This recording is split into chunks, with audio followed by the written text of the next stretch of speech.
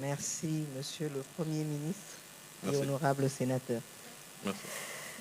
Comme vous l'avez dit, ce jour est un jour mémorable et je ne peux qu'à mon tour remercier le Seigneur, le maître de temps et des circonstances, parce que c'est lui qui a voulu que ce soit ainsi et que ce jour arrive aujourd'hui.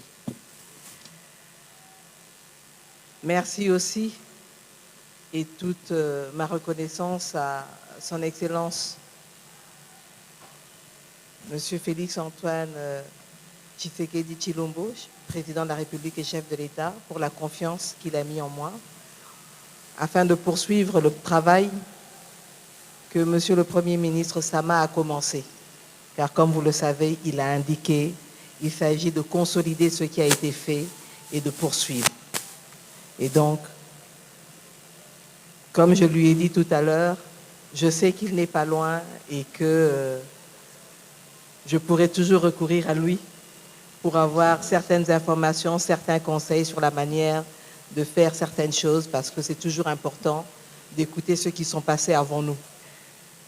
Ce qui est ressorti aussi des échanges avec les députés élus du peuple, c'est les préoccupations qui ressortent justement de la population elle-même, en disant nécessité d'avoir plus d'emplois, particulièrement pour les jeunes, nécessité d'améliorer le pouvoir d'achat avec la stabilité macroéconomique et la stabilité du taux de change. Mais pour avoir tout ça, il est aussi important d'avoir une meilleure sécurité. La question du conflit à l'Est, comme l'a dit le Premier ministre Sama, nous ne pouvons pas accepter et continuer à accepter ce qui se passe à l'Est avec cette agression du Rwanda à travers le M23. Et comme je l'ai dit et réaffirmé, nous prendrons nos responsabilités pour que cette guerre qui dure depuis 30 ans, pour qu'on en finisse. Mais en même temps, les problèmes sécuritaires ne sont pas seulement à l'Est. On l'a souligné. On les vit dans les grandes villes, particulièrement à Kinshasa avec le Kuluna, mais on l'a dans le Mai-Ndombe, dans le Tanganyika, dans que ce soit à la Tchopo avec les conflits communautaires et ailleurs dans le nord du pays. Donc il sera important de veiller aussi sur la cohésion communautaire pour pouvoir vivre ensemble dans la dignité, dans la sécurité.